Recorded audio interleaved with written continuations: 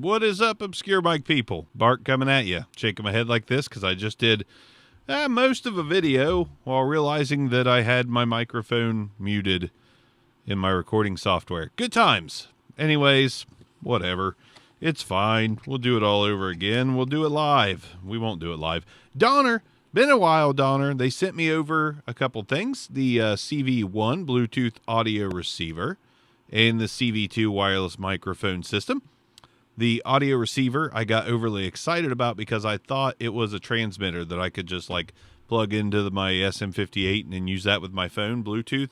Not the case. It's a receiver. It's meant to pump music and other audio from a wireless device of some kind into your mixer or interface that doesn't have Bluetooth. So for $38, you can get Bluetooth for anything with an XLR port. That's pretty cool. That's a fair price to pay. If you have an analog or digital mixer without Bluetooth built in and you just want to add a little Bluetooth action, that's $38, by the way.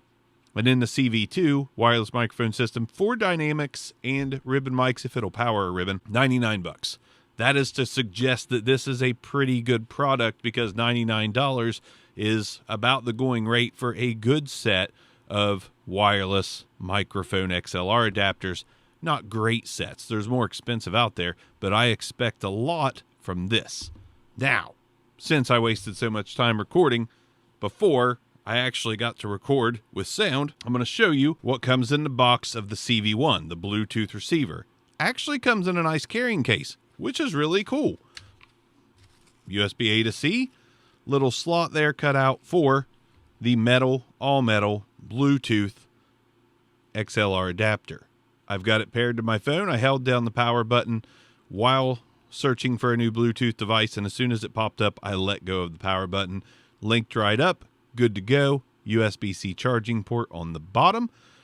All metal, feels good. Good quality product that I can tell so far. And really, that's a nice touch. Really nice touch for just this. Fantastic. Donner legitimately usually gives you pretty good bang for your buck. There's only been one product really that I've ran into that I felt differently about it, but I still use the Live Jack M little audio interface that I wish I would have brought with me to use with this, but I forgot. That's okay. But Donner provides good value. The CV-1, royalty-free music, plugged into my mixer, gain turned all the way down, by the way. I'm hoping to use my phone's audio volume and not so much the mixers. Now, there is a air conditioner on in the background. Any noise you hear is that. It's that. So here we go. Royalty-free music.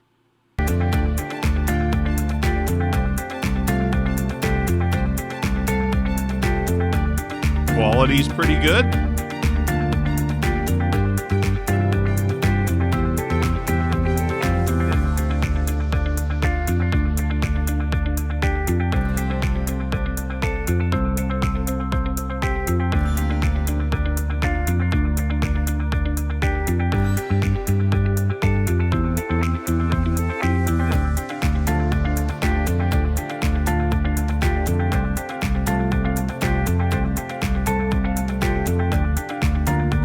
Enough of that. That's a groove though. So that works really freaking well. And it's really simple. So this product is for someone who wants to stream stuff into their audio setup via Bluetooth, whether it be music or sound bites or sound clips or a soundboard. You can download a Samson. You can download one of those. And instead of having like pads, like the Rodecaster Pro pads, just download a soundboard app, load your sounds, Bluetooth, $38 into your mixer, your interface, whatever. There's so many ways to get stuff done. Trying to find anything documentation-wise about how long the battery lasts. 24-bit, 48 kilohertz, made of zinc alloy, 130-foot range. Pretty good. 20 hours. 20 hours of uninterrupted working, so it says. All right. So that's pretty cool. $38, fair deal. I would say that's worth a buy, for sure. Now let's check out the CV-2. Will it come in a case? Donner, you did it again. Donner, you went and did it again. You gave us a carrying case just like the other one. Exact same size and all. Same exact case. Except we got two cutout slots. Same thing here, some documentation, a USB-A to double-headed C. Everybody loves those double-headed ones. And this is literally the exact same size and everything as the CV-1.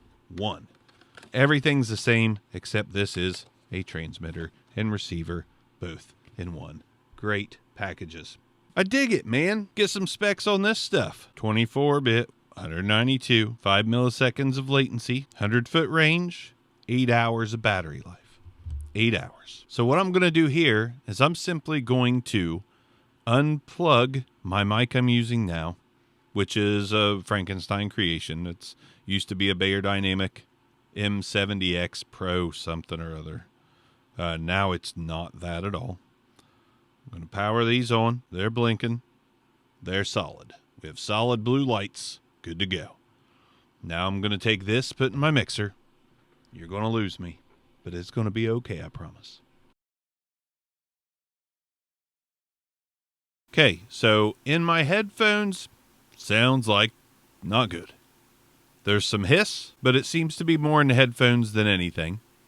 There's also some reverbiness, which probably is just in the headphones. I imagine it sounds close to the same, I hope. Now, I'm going to unplug this and plug it into the SM58. Now, I've got the settings pretty much all the same here. Same gain. I didn't touch the gain. I didn't touch anything. I'm hoping it's just seamless, and it seems to be. I'm hitting the same levels. Everything seems to be seamless. Working pretty well. Powering this just fine. So far, I'm happy. I just wonder if the noise coming through here will come through the video. What I'm going to do is listen back to this video, assess everything, and then we'll do some wireless outside-y stuff and just give you the breakdown on it. Love the build quality. Love the fact that it's pushing this just fine. Now we just need to see what it sounds like. For comparison's sake, I'm going to unplug this. I'm going to plug in the SM58 with an XLR cable so you can hear a tonal difference if there is one. So now I muted channel 1, which is running off this, and we're on channel 2, which is direct connect to the SM58. Levels are about the same. Is there a sound difference? I don't know. We're going to listen back. We're going to find out, and we'll talk about it while I walk around outside. Okay, so now I'm using the Donner CV-2 outdoors, and this is what it looks like.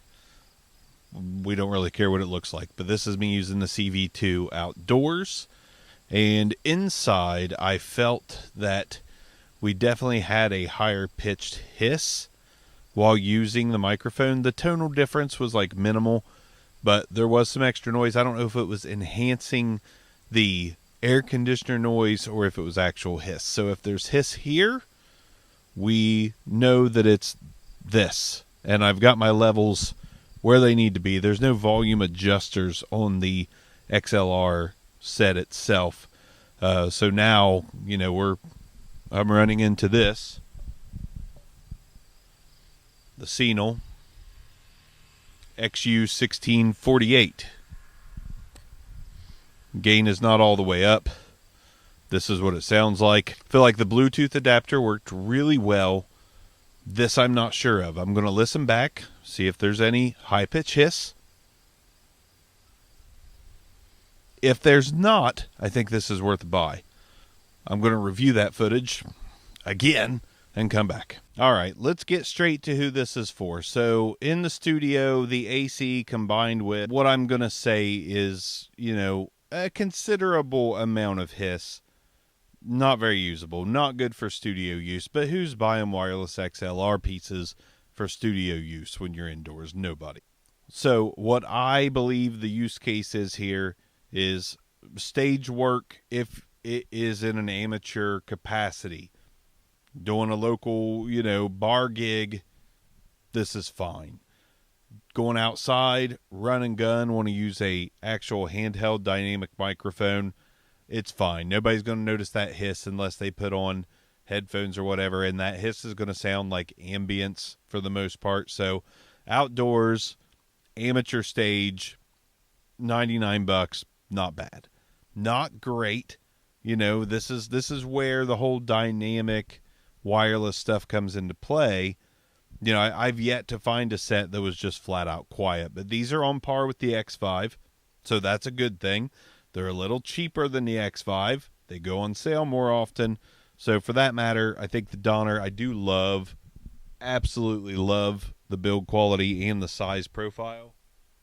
So I would say these are currently my favorite dynamic only wireless XLR adapters. Doesn't mean they're perfect. I don't know if anyone can make a perfect set.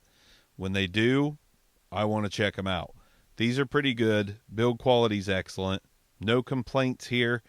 You can't expect miracles, but it does live up to the $99 price point because it and X5, about the same noise level. I like the build of these better. It's more in flow with the microphone. It doesn't really make it look odd or there's no growth coming out of the bottom of it. Tapered really well. So for that matter, I think these are pretty good. If you're looking for a wireless XLR set, this should be in the conversation for dynamic microphones. Again, I've yet to find a perfect set, but these are on par with the best ones that I have used. Secure Mics. Peace out.